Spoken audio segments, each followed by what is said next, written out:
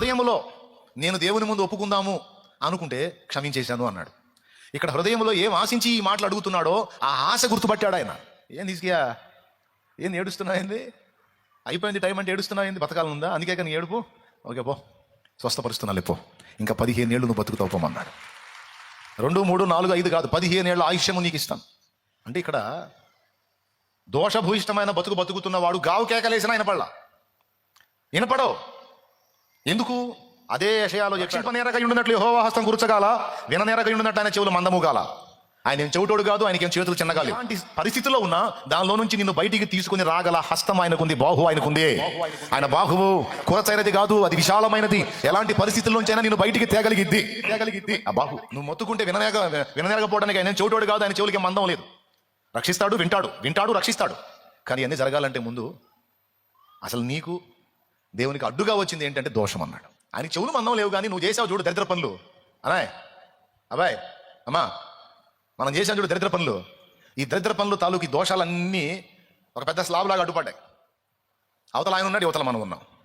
ఇక ఎంత మొత్తుకున్నా స్లాబ్ దగ్గర కిందికి రావడం కానీ పైకి పోట్ల, అంత దళసరిగా అయిపోయింది మన దోషం. మరి ఇప్పుడు ఈ మొర్ర అక్కడికి పోవాలన్నా, ఆయన ముఖ దర్శనం మనకు గలగాలన్నా ఏం చేయాలా? క్షమాపణ కావాలి మనకి, ఆ దోషములు పరిహరించబడాలి. లేకపోతే మన ప్రార్థన అక్కడ వినపడేది లేదు, ఆయన ముఖ దర్శనం మనకు కలిగేది లేదు. అయిపోయింది. 3వది, క్షమింపబడకపోతే ఏం జరిగిద్ది? క్షమింపబడకపోతే ఏం జరిగిద్దో తెలుసా? నీ ప్రార్థన పరమున వినబడదు, ప్రార్థన పరమున చేరదు.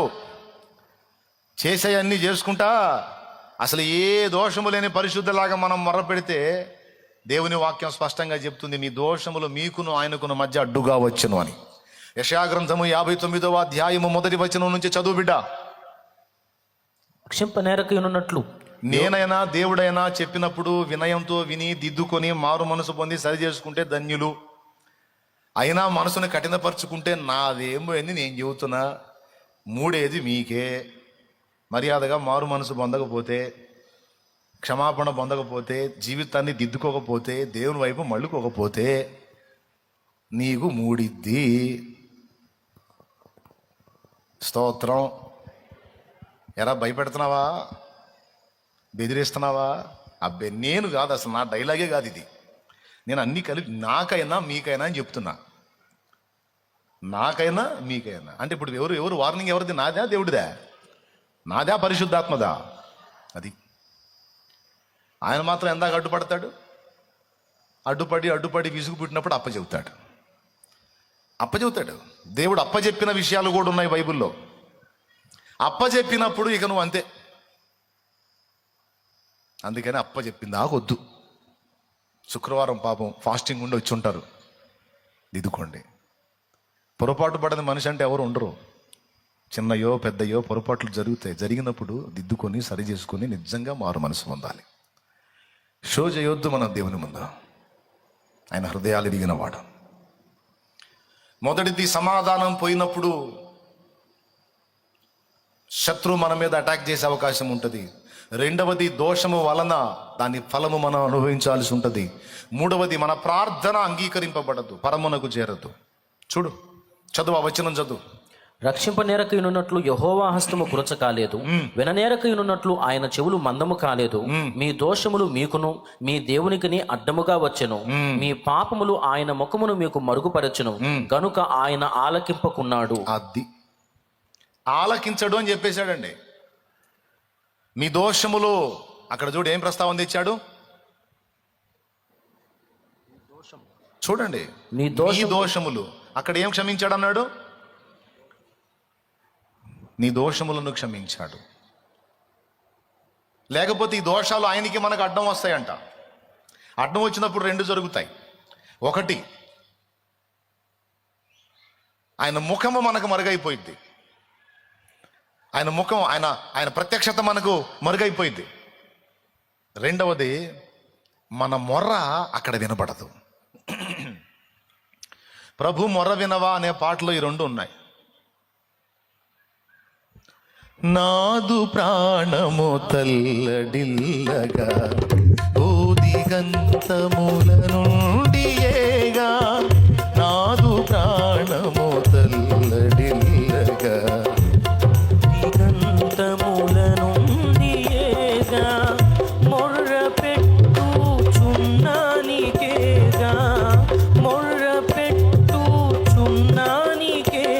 నీ కొరకేనే వెతకేను దేవా, నాకొకసారి కనిపించరావా. నీ కొరకేనే వెతకేను దేవా. ఇక్కడ ఏం చెప్పాడు? మొర్ర పెట్టుచున్నా నీకేగా. ఏం చేద్దాం? నువ్వు దోషభూయిష్టంగా ఉంటే ఆ మొర్ర అక్కడికి చేరదంట. నువ్వు గావు కేకలేసినా అయ్యా ప్రభా దేవాని కొండ కేకలేసి వినపడదు సోదరా. ఒకవేళ నీకు దేవునికి మధ్య దోషం అడ్డుగా లేదు, నువ్వు పరిహరించబడ్డావు, క్షమాపణ పొందుకున్నావు అనుకో, నువ్వు గావు కేకలు వేయాల్సిన అవసరంలా.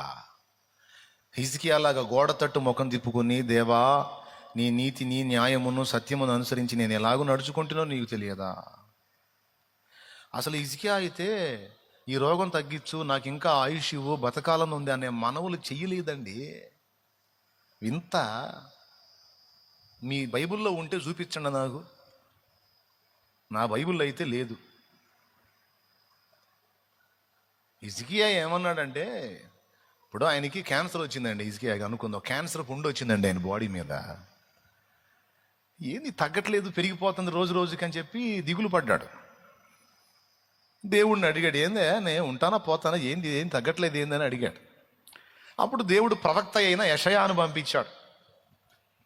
నా దాసుడు అడుగుతున్నాడు, పోయి చెప్పవా, అది ఇక టైం అయిపోయింది, తీసుకుంటానని చెప్పు, చావుకే వచ్చిందని చెప్పు, ఇల్లు చక్కబెట్టుకోమని చెప్పు, క్లైమాక్స్ అని చెప్పని పంపించాడు. యెషయా వచ్చాడు. వచ్చి, నీవు మరణమవుచున్నావు, బ్రతుకవు గనుక నీ ఇల్లు చక్కబెట్టుకో, ఇది చివరి ఘట్టం నీకన్నాడు అని వెళ్ళాడు. ఇంకేనేమో ఆయనతో మాట్లాడాల, ఆర్గ్యూ చేయలే, ఏం లేదు. ఆయన పూర్తిగా భవంతి దాటక మునిపే చెప్పాడు. ఆయన వెంటనే గోడ తట్టు ముఖం తిప్పుకొని ఏమన్నాడు ఒకసారి చదవండి, చదువుతాడినండి. 2 రాజుల గ్రంథం 20వ అధ్యాయం 2వ వచనం. అతడు తన ముఖము గోడ తట్టు త్రిప్పుకొని, యెహోవా యథార్థ హృదయుడనై సత్యముతో నీ సన్నిధిని నేనెట్లు నడుచుకొంటినో, నీ దృష్టికి అనుకూలముగా సమస్తమును నేనెట్లు జరిగించితినో కృపతో జ్ఞాపకము చేసుకునమని హిజ్కియా కన్నీళ్లు విడుచుచు యెహోవాను ప్రార్థించెను. మళ్ళీ ఒక్కసారి చదువునానా, మన వాళ్ళు బాగా చూస్తారు. అతడు తన ముఖము గోడ తట్టు త్రిప్పుకొని, యెహోవా యథార్థ హృదయుడనై సత్యముతో నీ సన్నిధిని నేనెట్లు నడుచుకొంటినో, నీ దృష్టికి అనుకూలముగా సమస్తమును నేనెట్లు జరిగించితినో కృపతో జ్ఞాపకము చేసుకునమని హిజ్కియా కన్నీళ్లు విడుచుచు యెహోవాను ప్రార్థించెను. ఓకేనా? సేమ్ మ్యాటరు యెషయా గ్రంథం 38లో కూడా ఉంది, చూడండి.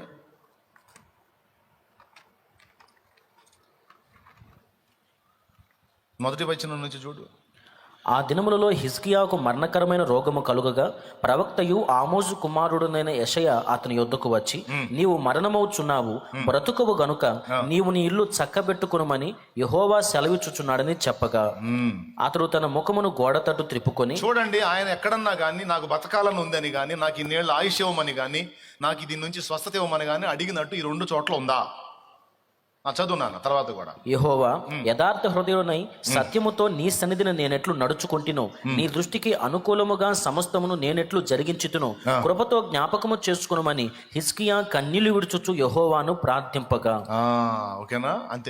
అంతేగాని నాకు ఇది తగ్గించండి, ఈ క్యాన్సర్ పుండు తీసేయండి, నాకు స్వస్థత ఇవ్వండి, ఏమయ్యా నాకు ఇంకా బతకాలని ఉందండి, నాకు ఆయుష్ కాలం పెంచండి, నన్ను బాగు చేయండి, నాకు అట్ట చేయండి, ఏం లేదు. అసలు నేను నీ ముందు ఎలా నడుచుకున్నానో నీకే తెలుసయ్యా, ఒక్కసారి జ్ఞాపకం చేసుకో, కృపతో జ్ఞాపకం చేసుకోమన్నాడు. ఇప్పుడు మీరు చెప్పండి, అక్కడ ఆయుష్ అడిగాడా? స్వస్థత అడిగాడా? లేదు, ఏం అడగల. అంటే హృదయములో నేను దేవుని ముందు ఒప్పుకుందాము అనుకుంటే క్షమించేశాను అన్నాడు. ఇక్కడ హృదయములో ఏం ఆశించి ఈ మాటలు అడుగుతున్నాడో ఆ ఆశ గుర్తుపట్టాడు ఆయన. ఏంది హిజ్కియా, ఏంది ఏడుస్తున్నావు, ఏంది అయిపోయింది టైం అంటే ఏడుస్తున్నావు, ఏంది బతకాలం ఉందా, అందుకే నీ ఏడుపు, ఓకే పో స్వస్థపరుస్తున్నా లేపో, ఇంకా 15 ఏళ్ళు నువ్వు బతుకుతావు పోమన్నాడు. 2, 3, 4, 5 కాదు, 15 ఏళ్ళ ఆయుష్యము నీకు ఇస్తాను. ఆ తర్వాత ఎలా చేయాలంటే అంజూరపు అడలు తీసుకొచ్చి ఆ గాయానికి కట్టని తగ్గిపోయింది అన్నాడు. అంజూరపు అడలు తీసుకొచ్చి దాన్ని కట్టు కట్టేస్తే తగ్గిపోయింది. తర్వాత 15 ఏళ్ళు బతికాడు.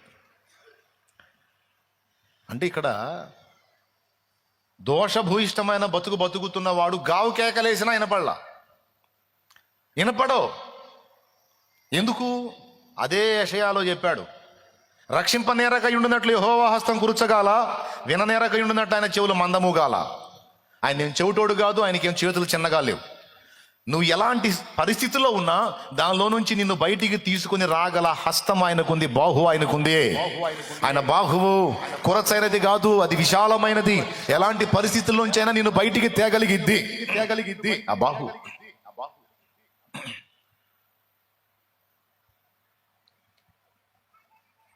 నువ్వు మొత్తుకుంటే విననేరకపోవడానికి ఆయన చెవిటోడు కాదు, ఆయన చెవులకి మందం లేదు. రక్షిస్తాడు, వింటాడు, రక్షిస్తాడు.